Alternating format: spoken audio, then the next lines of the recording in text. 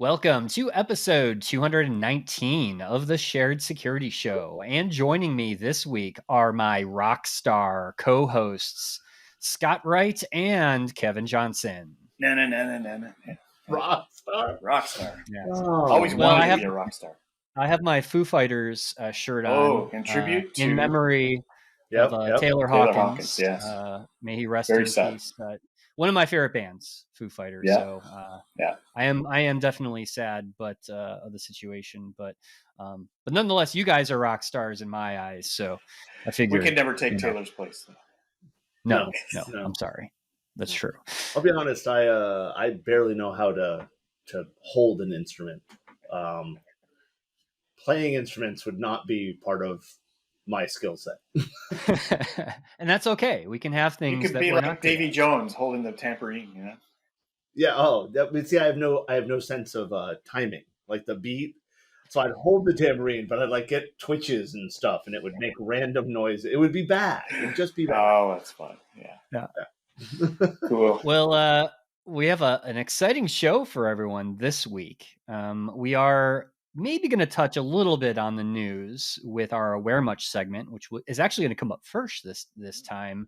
But our main topic today is Android versus Apple iOS, and which is better for privacy and cybersecurity. Ooh, a battle royale. So the big battle, right, between the two tech giants, and which one is better for you and your privacy. Awesome. So I'm just going to put out there right now before we get started that BlackBerry has the best current privacy out there. And that's because nobody uses them. So all of the data Nothing's going to get hacked. Sure. Nothing's getting hacked in a BlackBerry. Totally secure at that point. That's right. But, I'm going to admit, BlackBerry was my favorite, and I'm very sad that even though it was a Canadian company, but not biased. That's why. That's not why. It was his favorite. It just I've said long and hard that Microsoft's biggest mistake in the mobile space was not buying BlackBerry. Yeah. Because if you had taken BlackBerry, what was it, BB Enterprise Manager, and Exchange, the Enterprise Manager, offered them to organizations as one, you would have locked down this market and everything else. Yep. There's actually a really interesting story. If you guys want to look up at some point, there's a book called Losing the Signal. It was written by a couple of journalists that followed BlackBerry through the whole life cycle, and that's some internal interviews and stuff. Really interesting to see how they grew and how they collapsed. Nice. Now they're a cybersecurity company. So look how that turned out. Yeah. So why don't we jump right into our Aware Much segment with Mr. Scott Wright. Thanks, Tom, and welcome to this installment of Aware Much, brought to you by ClickArmor, the first fully gamified security awareness training and engagement platform. So it might be hard to believe, but even big guys can be tricked into giving access to sensitive information through social engineering. In mid-2021, like a year ago almost now, Apple and Facebook both became victims of a pretty effective social engineering attack that impersonated law enforcement. And it could have resulted in fraud or harassment of the victims whose information was compromised. But access to subscriber data for those services was granted based on forged emergency data requests, which is interesting because I don't know if everybody knows this, but there's a process I think it's called lawful access, where a law enforcement can make formal requests to get access to data belonging to companies like social media companies. And there's a normal process where there would be a subpoena or a warrant required to make that happen. But there apparently are emergency processes. And I guess, I'm not sure, but we could guess it might be when somebody may be in danger and they need to figure out what's going on. So there's suspicion of suicide possibilities, or counseling a suicide or stuff like that, right? Yeah. So there's a reason why they have this emergency process in place, which theoretically, I guess, would be a bit of a shortcut for how you get through that process. But interestingly, these people seem to have figured out a way. They're somehow knowledgeable enough about the process to figure out how to exploit that emergency situation that the service provider is supposed to handle in a different way. And so it's interesting that they managed to get access to that. You guys have any thoughts on that? I think, I mean, this, the stories I've read, there's one point that is brought up in a story, and then later on in the story they kind of contradict it. At one point they talk about that the request came from the law enforcement domains. Yes. As in, the implication there is the social engineer, the attacker, actually got into like a law enforcement email address or system and sent it there.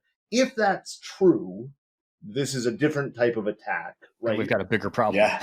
Right. Yeah. But here's the thing that throws my mind, and I want to be very clear. Allison Nixon, wonderful person, love her to death. I find that she's with Unit 221B, isn't that? Yeah, they were quoted in this article. Yeah. Allison's a great person, and what I've always found, even when I don't agree with what she says, which happens sometimes, I find that she always has a good reasonableness to what she is saying that everybody should listen to, right? Because she's thought it through, she's really considered stuff. Because she points out, correctly so, that yes, this is bad that this happened, but the sheer number of lives saved because of these processes are critical. So I want people to remember that, because it is very easy for us all to say, well, this shouldn't be allowed. You shouldn't do this. You should stop this. Shouldn't cut the corners. Yeah. Right. Yeah. Throwing the baby out with the bathwater. I think what this highlights to me is that there is not a good validation effort. They say that sometime, I think it was Apple said, or Meta said, we got 218,000 of these a year or something like that, or in 6 months, and we validated some of them. Okay, there's your gap. Not the social engineering aspect, because the social engineering aspect, yes, it's bad, but in a case like this, you're not going to change, right? From ClickArmor that urgency, the aspects of a phishing attack, a social engineering attack, those are used to get somebody to do something they're not supposed to. In this process, those are part of the process. It's an emergency situation, so it has urgency, right? Like all that kind of stuff. So this is the perfect example where the training has to tell these people, yes, go verify, go validate. Exactly. All of the other stuff we tell you to watch for, all of the other stuff that we tell you not to fall for, are here correctly. There is absolutely an urgency. There is absolutely a time. Like, you have to do it now. Somebody's going to die, right? Like, not to play that lightly. So I think that I want us, the world. But I want us to keep in mind that this is the perfect example of social engineering that is abusing a system that is easily abused because the way it's used is abusable. I think I'm not sure I'm saying that There's right. a lot of usage in there. That's exactly how I would put it. Yeah. But I think there could potentially, I mean, we don't know the process that well, but there could be extra, what we call compensated controls, right? When you have to bypass, a break glass procedure, they call it, right? Where you can actually compensate later on or do something to make sure that if there was any risk, you've tried to mitigate that. So in this case, what I got out of this perhaps is the part of the emergency request procedure, I think, is that the recipient, like Apple or Facebook, is supposed to call back to somebody in the other organization. Now, they may be just relying on an email. And if that email is spoofed, like a business email compromise, then they may be wrongfully trusting that email and not doing as much of the authentication or verification as they could. So maybe the process needs to be fixed or whatever. But this is a perfect, case study. I'm sure it's been fixed since it happened, right? To some extent. I don't think you. Yeah. Unknown. Yeah. But you're right, Kevin. I mean, it was interesting the stats that came out from this, which was I think Apple reported 1,000 emergency requests in a 6-month period, and they granted up 93% of them. And Facebook received 20,000, 20 times that in a 6-month period in 2021. and they granted 73% of it. So that's a lot of requests, and yeah, a few are probably going to fall through the cracks. And like we said, if it's a situation where the person you're supposed to reach out to isn't there, and it's an emergency, yeah, you're going to end up with some bad calls on the risk side. And if I may say so, if my data is going to be stolen, I'd rather it be stolen because they were trying to save somebody's life. Mm-hmm. Yeah. I'm not saying it's okay. I'm Yeah. not saying I'm fine with it happening, but yeah. I mean, I'd rather this than, well, we put it on an FTP server and forgot to set a password. Yeah, it's kind of a fascinating view into this process that we kind of really never thought about before, right? That there is an emergency process for getting help to people through that process, through the platforms. Anyway, really interesting. So the lesson here really is that businesses in general need to be really careful about processing where you are releasing sensitive information. And those extra steps that you can take. I teach courses sometimes to small businesses on cybersecurity, and when we get to the part about fake invoices being paid and stuff like that, try to stress there should be some threshold that you set to say, I'll accept an email authorization for making a payment up to a certain level, and beyond that, it needs a voice or text or something to verify it. So those are the things we like to say. So you got to have somebody in the process that can verify those things. And so this installment of Aware Much has been brought to you by ClickArmor, the first fully gamified security awareness training and engagement platform. And ClickArmor does have a course called Fakes and Frauds that helps people learn about different types of attacks that can occur by phone or email or even text message. And you can sort of choose your own adventure choose your own adventure on Rails, I call it, where you can practice facing scenarios with different potential outcomes without wasting too much time going into some open world. So go to clickarmor.ca/trial and sign up for a free 7-day trial for up to 5 members of your organization. And that's it for this segment of Aware Much. All right. Thank you, Scott. Very topical, because that is actual news, because that did come out just this week. So, and it's about Apple. So, and we're going to talk about Apple next. Yes. And we're going to talk about Apple and Google. In this next segment, which is Android versus Apple iOS, which is better for privacy and cybersecurity. So this is a larger topic that we could probably have several episodes on, but I did want to cover 3 areas. And I think they're probably the biggest 3 areas when we talk about, which is better from a privacy and cybersecurity perspective. And that is essentially the app stores themselves and operating system updates, which we all know and love, right? And we always say, patch your devices, make sure they're updated. So we'll talk about that. Then we'll talk about device tracking and privacy. So specifically around ad tracking, which has been all over the news over the last couple of weeks. And we've even talked about that on the show. And then the last one is around text messaging, privacy, and security, because I think most people, if they're not using an app on their phone, they're probably using it for texting, right? So we want to talk about some of the differences there between the built-in features and functionality with text messaging. So we're not necessarily talking about messaging apps that you can download, but what comes with a default, Google Pixel or an Apple iPhone. Right. So let's get into it, and let's talk about the Apple and Google in terms of operating system updates and the app stores. So we all know about the Apple walled garden, right? Where it's proprietary, closed source, right? You have to have an Apple ID to download apps. And Apple's been known to have a pretty strict developer policy, right? So if you want to develop an app for the Apple ecosystem, you have to go through some things that, I'm not quite sure the developer verification process, but from what I've read, it's definitely a little more invasive, especially around what they ask you about. How do you handle data from the app? Yeah, I've gone through it for some projects I've worked on. Yeah. And it changes. I want to be very clear. Like when I went through it was a couple of years ago, and it's gotten stricter in many ways. But they do a series of verifications. I will argue that all of the verifications they do are bypassable. The Yep. verifications of who you are to validate that you're a Of course. real developer, whatever, right?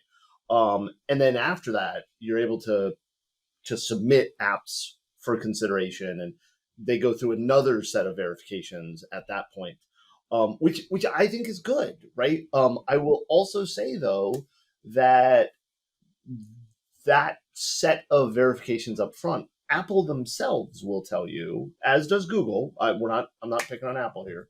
Both of them will tell you that in no way does that verification tell you that this app is secure. That's Right. correct. So if we could jump back a little bit to Sure. the OS, I think that's an easy conversation. Apple wins, and the reason Apple wins is because Apple is Apple. They produce the hardware, they produce the devices, they ship it out, they handle the updates, they do all of this kind of stuff, and they're the ones who decide, yep, done, that device isn't supported anymore, it's over.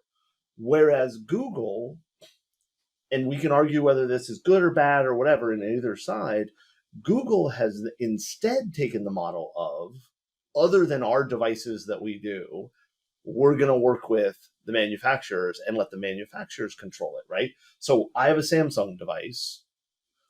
You have a Pixel device. I don't know, right? But you have a different version of the operating system even available to you than I do. Yeah. Right. And back when I first switched over to Android, I was using AT&T. They were my provider. I couldn't get the latest versions of Android OS because AT&T didn't even make them available. It was just not possible. You wanted to buy a phone, you got a phone that had a version of Android on it that was 2 or 3 revs back, and that's what AT&T supported. And I understand the benefits there for Google, but that makes it a very simple answer of Apple is better for security and privacy around OS updates. Yeah. That's a long answer to say simple. No, it's totally right. And device fragmentation in the Android world is a huge problem because there are so many types of Android devices that are out there and that may never get updates because they just, for whatever reason, are no longer supported by the manufacturer or they're just so out of date. Yeah. So, unless you're getting a brand new Android phone every year, I mean, you risk, just eventually you'll fall into that fragmentation.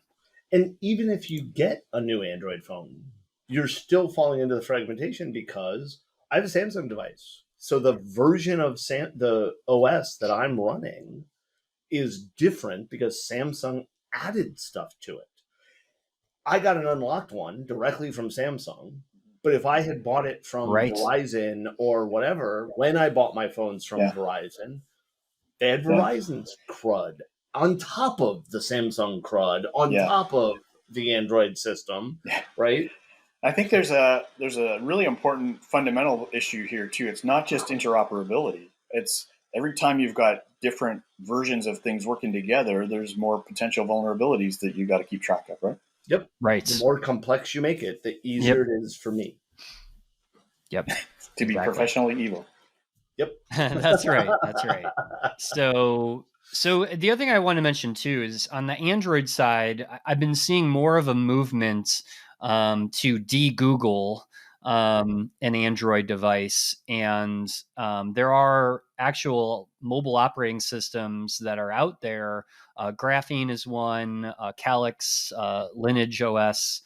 And we'll have some links in the show notes, or if you're interested, you could explore this, where you can, load your own operating system on your Android phone, and it doesn't have any Google anything, right? It's an interesting idea too, because that's essentially, I think what you're talking about is jailbreaking, right? And that would be the equivalent, kind of, right, on the Apple side. Is like if you want to download apps from a third-party app store in the Apple world, you have to jailbreak your device to do that. And that's harder to do, as I understand, on an Apple, right?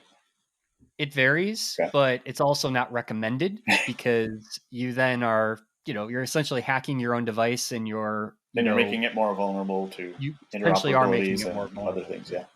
That's right. I'll also say that on the Android side, if you replace Android with a de-Googlified one, Lineage, whatever, Mm-hmm. you can run into problems. I'm not talking secure. I'm not saying it's insecure or Yeah. whatever. But one, you got to make sure that what you're replacing with is what you think you're replacing it with. But ignoring that drugs are bad type of message, because that's what that is, right? Like, oh my God, if you jailbreak it, you'll be hacked. Well, yeah, but you'll probably be hacked if you don't jailbreak. Well, but it. there's But also, where are those OSs, alternative OSs, are they free or do you buy them? Mm-hmm. yeah, they're Yeah, free. they're open source. So you just But do it. here, You just do a Google search and download it, and you're good. because Google will tell you exactly where those are. So there's no But security issues there. but here's the issue that almost definitely will happen. You will lose access to certain things because they're not supported there, right? That's right. My phone is managed by my company, right? We have an MDM. That MDM may not let me in. I haven't even looked because I haven't considered replacing the phone. But the MDM may block me from Yeah. accessing corporate Yeah. email, may block me from accessing the corporate Yeah. VPN, may block Don't try me, to right? jailbreak your employer's phone. Right. Well, unless you have permission, Yeah. right? And with me, I would have permission to do it because I'm who authorizes that kind of Yeah. stuff, right? Like my Twitter account says, my opinions are my employer's. But but you'll lose access to things like that. Yeah. You may also lose access to apps. Yeah. There Yeah. are applications that when they install, they verify that they're installed on a OS they expect to be, Yeah. Yeah. and then they don't run. Is that a deal breaker for you? I don't know. It's Great point. Great it's point. a different question. Yeah. Right. Check your threat model, as we always say, right? Yeah. So the next topic is around device tracking and privacy, and specifically more around ad tracking. And that's been a big thing that we've talked about on the show before. Just recently, Apple has released their app tracking transparency, which is a new setting starting with iOS 14.5, which was in the news because it essentially killed Facebook and Instagram and the Meta apps and a lot of their tracking capabilities within iOS. And I think there was some quote about Meta losing potentially millions and millions of dollars and this year alone. Dozens of other marketing apps, right, that rely on similar technologies for tracking. Yeah.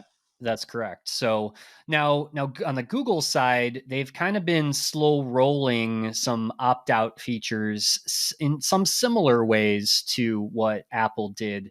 You can right now, I know I think the last couple versions of Android, and correct me if I'm wrong, Kevin, but you can reset your ad ID essentially. Yes. But that's not a permanent type of fix of what Apple has put in. And of course, you can opt out of those personalized ads. And then Google's working on this thing called Privacy Sandbox, which is a larger type of solution for privacy on Android, but that's going to take several years to implement from what I've researched. So, I think the primary differences, and this is really important to understand, is that Google, their business is essentially, most of their business is around advertising. It's just the reality. That is how, if you look at how Google started and Google Search and Google Ads, I mean, they are primarily an advertising company.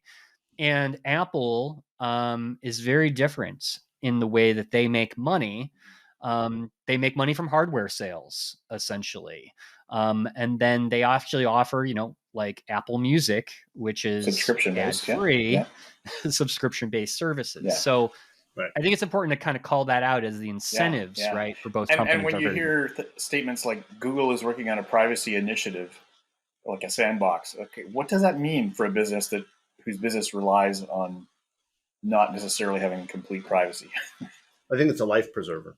I think if you look at regulation, if you look at GDPR, the EU, Canada, the US, right? More and more organizations, more and more countries, more and more areas are pushing privacy. I find it hilarious that the same politicians that are pushing privacies are also pushing backdooring encryption. hypocrisy much. Yeah, that's a whole. Yeah. Yeah, we need privacy, but let us listen in. Yeah. Jackasses. Mhm. Sorry. I but the the the regulatory bodies are pushing this. And so while yes, Google absolutely has made their money, made their business, been an advertising behemoth, they have to adjust, right? They have to not become Blockbuster, right? Blockbuster's whole business was renting movies and they failed to shift in time. Yes. Yeah. Google knows their entire business or the majority of their business is advertising. Yeah. So they have to figure out a way to advertise in a privacy aware No, and no time like now. They've got all the money in the world to invest in it. They got to do it. Yeah, If they don't do it, if Google doesn't transition well, they will go the route of, and it won't be as slow as Blockbusters. No. What will happen is the regulatory bodies are going to go after them, right? Mhm. And they've already That's been right. doing it. At a certain point, it's going to be like, look, this is the death knell. And that's why I think when I look at things like the Google Privacy Sandbox, I'm not saying they're going to be perfect. I'm not saying they're going to be well done, but they are absolutely going to be a seismic shift in what Google does, or they will. Oh, it'll be huge. Interesting. Wow. Yeah. Good to know. You heard it here, Yeah. folks. That's right. That's right. Google making I changes. didn't create that. From the I read rock it star from somebody himself. That's right. So imagine this scenario. You're out of the office unexpectedly, and a colleague pings you because they need access to some system you have credentials for. Now, our listeners would never send passwords over email or Slack, right? But what about your coworkers? How many organizations out there are sending logins back and forth in plain text? Worse yet, how many just store all of their logins on a shared spreadsheet? We all know that human errors are the biggest threat to your organization's security. But did you know that weak or stolen passwords account for over 80% of all data breaches? Now, there are tools out there that can allow you to share credentials, set access permissions, and monitor the dark web for stolen logins. And Keeper Security's enterprise password management platform does just that. Keeper locks down logins, payment cards, confidential documents, API keys, and database passwords in a patented zero-knowledge encrypted vault. And it takes less than an hour to deploy across your organization. Sign up for a Keeper free trial for your organization today and get a free 3-year personal plan. Stop sharing emails and spreadsheets with the keys to the kingdom. Get started by visiting keepersecurity.com/shared security. So the last topic on Android versus iOS, we want to talk about text messaging, and because obviously don't text message, just call. Yeah. Well, no one makes phone calls anymore. Can you actually do that on a mobile phone? Oh yeah, you can. Yeah, we call it a phone, and a telephone meant calling somebody. So let's forget calling it a phone. But anyway. Text messaging. So I think Apple, everybody knows we have iMessage, which is the blue texts, and then Android is the green text. So for those of you in the Apple ecosystem, it is a source of large controversy that my Android friends show up as green and my Apple friends show up as blue. I kind of like knowing who's green and who's blue. Do you? Yeah. Do you? Here's my question. Did Apple pick green to imply that us Android users are jealous of you? I want to know if that was the thought process, right? Because if I was doing it, I would totally do it that way. Well, right? It's because all Apple users are just blue. We're all down in the dumps. Yeah. Well, I did a little bit of research on that, and it's because there is no interoperability between the messaging systems, which either company could have set some standards. One and they company just already are not. started a standard. Sorry. Right, there is one. And they've ruined it. Yeah. Sorry, I'm jumping ahead. Yeah. But not really a security or privacy related topic, but it's very interesting. And we'll have a link in the show notes where you can kind of go down that rabbit hole. But let's just say that there's just some various reasons for not coming together on a standard. But regardless, from a security perspective, so iMessage is end-to-end encrypted unless you back up to iCloud and only send messages to other iPhone users. Because if you don't send it, that's correct. Yeah. It'll default to SMS for others like Android. So, and to be very clear for the people who don't know, none of the S's in SMS stand for secure. That is correct. SMS there's nothing secure about it at all. Now, Google, so there is the Google Messages app, which you can enable end-to-end encryption, but it has the same problem, right? When sending messages to those people not using the Google Messages app or an iPhone user. So similar in some ways. Sounds to me like there should be an XKCD cartoon for this. Yeah. Yeah. Now, Kevin, you're an Android user. I was going to ask you if you use Google Messages on your phone. Yeah. So I use Signal. Which we'll talk about. Yes, we will talk about. I believe I enabled Google Messages as one of the options, if I remember correctly. I say that because I was trying out some different messaging systems, right? When I had a Verizon phone, there was a Verizon Messages app that was pushed down by default. I no longer have a Verizon phone. Yeah. But yeah, I'm 99% sure. Now I'm looking at my phone like I want to check. But I use Signal for lots of things, as people should, in my opinion. But I'm the oddball, though. I'm a very firm believer that people are going to read my messages anyways. So I don't use SMS for anything that I'd be worried about somebody reading over the internet, right? But that's me, right? Like I'm not saying that makes it okay. I'm just saying I use SMS as when I SMS somebody, it is not secure. It's non-sensitive. Right. Yeah. You get a name from me or something. Yeah, and that's kind of my take too. Is like, I mean, obviously, with all my friends that we're chatting in a group text or something like that, there are going to be a few Android users, and like I'm not sending anything that is considered sensitive, and if it gets intercepted, like, okay, well, big deal. But there are conversations and obviously things related to maybe business or other stuff that I'm going to use Signal for. Because I just want that extra layer of security, and to be frank, I actually like a lot of the features within Signal a little bit better than what's available in iMessage. So, but again, the problem is I have friends that probably will never use Signal, nor will I be able to convince them to use here's yet another app you need to use for your messaging. Unless they're in the security community, which then everybody's using it, right? But I have friends outside of security that I need to talk to. What I would love to see is Apple and Google push Signal down. Adopt it into the OS. Right? Like not embedded in the OS. The underlying technology of Signal. Yes. Push down the app as a default. Like, hey, you buy a new iPhone, it has Signal on. They would overnight increase the number of people using good stuff. Of course, I will tell you that I cringe every time I see the ad from Meta about the WhatsApp, where have you seen the new ads they're playing where like the post office guy comes to the door and he hands the mail and the person's like, why is my mail open? And they're like, I don't know, maybe somebody read it. Use WhatsApp.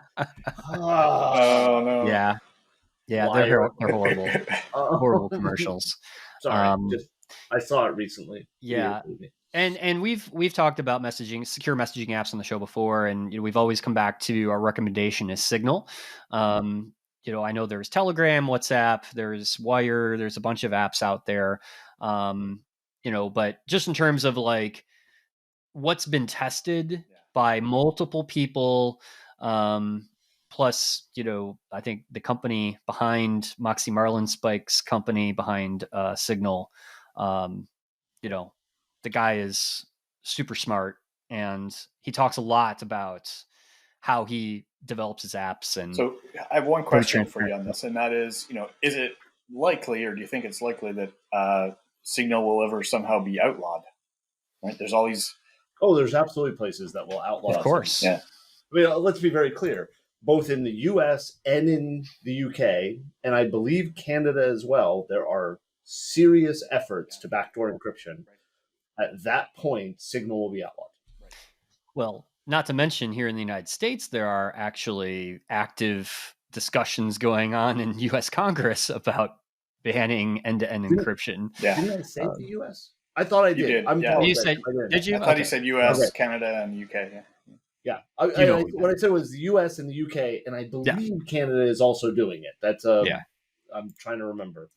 But yeah, no, the US is doing it. I absolutely believe that I would never support insurrection. But if you were going to be an insurrectionist, this would be a reason to do it, not the Electoral College. Yeah. But I'll make sure I don't put this one in the show preview. yeah. Let's not have that. Kevin's an insurrectionist. Today. I would not be a Nazi. I should be jumping all over like Kevin. Did I hear Kevin say he wants an insurrection? Yeah. I don't understand. I honestly don't understand. I wish. You remember, I don't know about recently, but when I was younger, when I was a teenager, when I was a kid, one of the popular tropes in movies and TV shows was the parent and the kid swapped bodies for the day. Freaky Friday, yes. Yeah, Freaky Friday, whatever, like all of those types of shows. I would like one day just to know what ignorant thoughts are going through a politician's mind. And I want to be very clear, any other politicians practically. I want to know how they delude themselves into believing that they are supporting privacy, supporting the population, supporting good, and supporting breaking encryption. I like those two. How do you make both of those statements come out of the same faith hole and believe that is? You know, it'd be fun, Kevin. We should get a politician on the show so we could have that conversation. I'm being totally serious. Yeah. I would love it if we could find.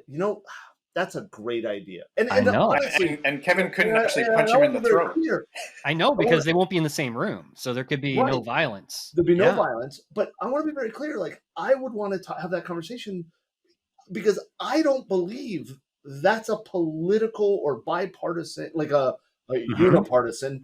I believe that no matter what your politics are, whether you're a Republican, a Democrat, a communist, a libertarian, a fruitarian. I don't know if that's a real thing. Fruitarian. Doomsday prepper.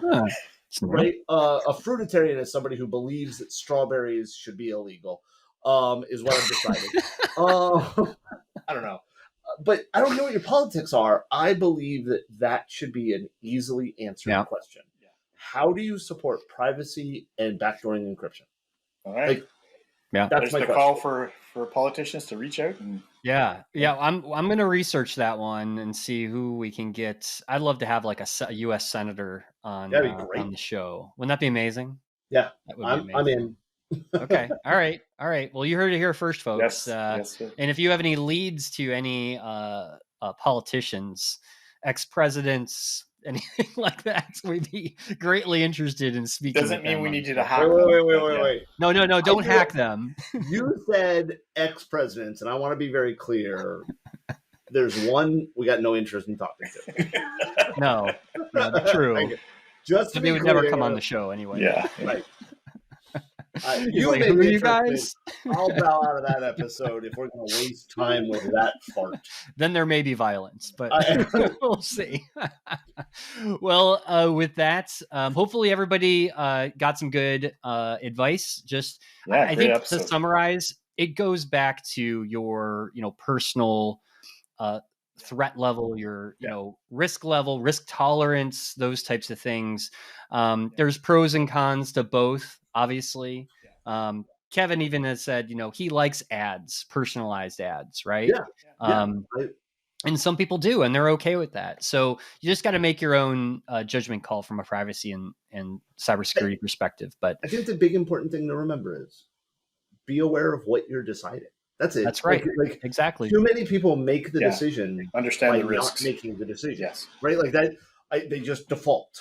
That's where I think it's the problem is that I can accept the personalized ads, so I like them because I'm aware I'm accepting it. Yep. And I'll just say, if you want to continue this conversation, check out our Reddit community, Yep. and the Shared Security Show subreddit. And we'd love to chat more about this, I think, really important topic. Yes. So, all right, everyone. Thanks, Well, folks. thanks for listening, and we will catch everyone next week. Thanks for watching. If you enjoyed this episode and you'd like to help support the podcast, hit that like and subscribe button. To catch all the latest from the show, visit our website, sharedsecurity.net. Follow us on Twitter at SharedSec, and join our Reddit community on the Shared Security Show subreddit.